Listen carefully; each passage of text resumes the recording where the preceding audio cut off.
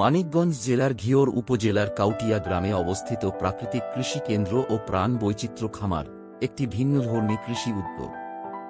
এখানে রাসায়নিক সার, কীটনাশক কিংবা হরমোন ছাড়াই ফসল চাষ করা হয় সম্পূর্ণ প্রাকৃতিক পদ্ধতিতে। এখানে আছে দেশি গরু, হাঁস, মুরগি। এইসব প্রাণীর মলমূত্র ও অবশিষ্ট খাবার ব্যবহার হয় সার তৈরিতে, যা আবার জমিতে ফেরত যায়।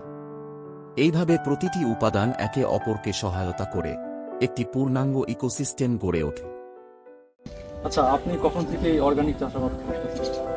আমি এখানে আসছি 4 থেকে 5 বছরের মতো এখানে কাজ করতেছি।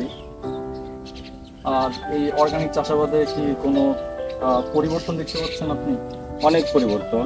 আপনার রাসায়নিকের চেয়ে আপনার এই জৈব অর্গানিকের যে পদ্ধতি, তাতে ফসল ওঠার চেয়ে এটাও কম হয়, ভালো হয়, আগের থেকে ভালো। খামারের আরেকটি গুরুত্বপূর্ণ কাজ হল দেশি বীজ সংরক্ষণ।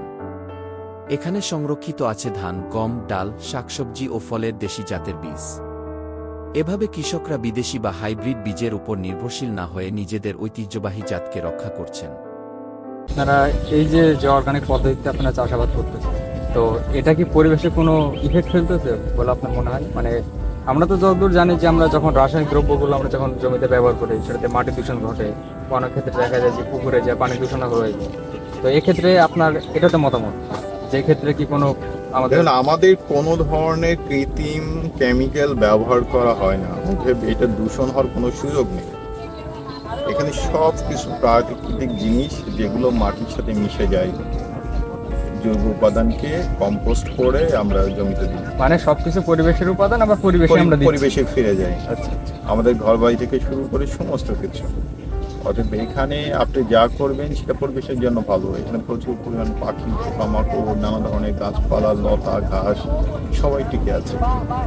অতএব আপনি যদি পৃথিবীকে বাঁচাতে চান, তাহলে আপনাকে এই পদ্ধতিতে সব প্রাণের জন্য একটা নিরাপদ জায়গা তৈরি করতে হবে। সবচেয়ে চমকপ্রদ বিষয় হল খামারটি বিদ্যুৎ নির্ভর নয়। এখানে নেই গ্রিড লাইনের কারেন্ট। পরিবর্তে তারা ব্যবহার করছে সৌরশক্তি। সোলার প্যানেলের মাধ্যমে বিদ্যুৎ উৎপাদন করে চালানো হচ্ছে পানির পাম্প, আলোকসজ্জা, এমনকি কৃষি যন্ত্রপাতিও। প্রাকৃতিক কৃষি কেন্দ্র ও প্রাণ বৈচিত্র্য খামার, যেখানে কৃষি মিশে গেছে প্রকৃতির সাথে।